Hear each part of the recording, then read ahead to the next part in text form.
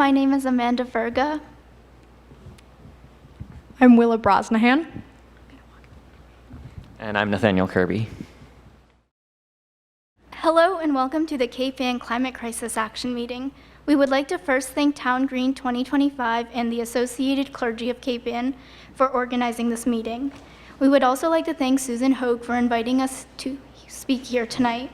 As you all know, climate change is a crisis that threatens our future on Earth. However, as we are gathered here tonight to discuss what we can do about it, it is important to remember that climate change is not merely an approaching crisis, but a current reality, already transforming many people's lives.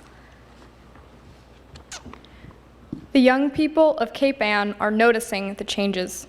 Beaches are being eroded by stronger storms and higher tides. Good Harbor, in particular, looks strikingly different than it used to when we were younger.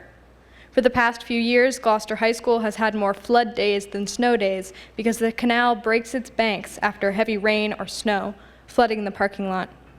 People's homes flood too, and I see my peers posting GoFundMes on social media to help handle the financial burden.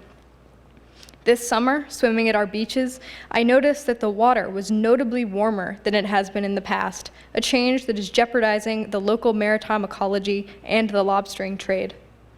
As we face these changes, it is important to remember that many of the people who will be the most abruptly and intensely affected by this change are not here tonight. They are out on fishing boats, they are working late, they are taking care of their children or grandchildren. We need to make sure that those voices that are not present here tonight are included in this conversation and actively engaged in creating solutions. All of us are absolutely essential in the process of mitigating the economic and ecological ramifications of climate change as they become increasingly more evident in our community.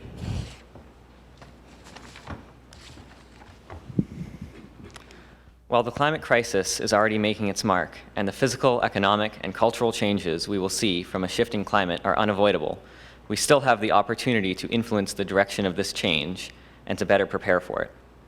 We can cut our carbon emissions by reducing our energy usage, increasing our energy efficiency, and making the switch to renewable energy sources such as wind and solar.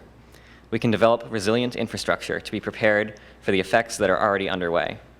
We can help prepare citizens for the economic changes that will occur due to ecological changes.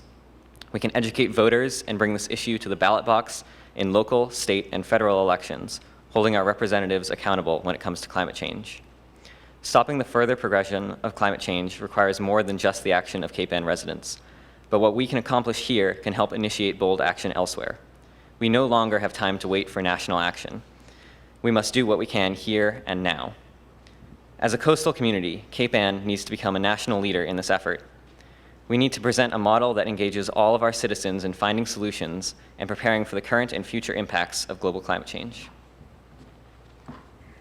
My generation is coming of age with the ever-present feeling that they are living in the before. This is the before everything changed from the dystopian books we read when we were younger, the prologue to collapse. If nothing is done, our world will become drastically and irrevocably different from the one we know.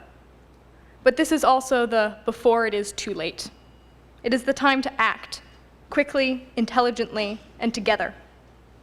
When our leaders fail us, the onus is on us to effect change from the ground up and protect our communities and ecosystems. It is the time to set our eyes on the future of Cape Ann for the sake of Cape Ann's children.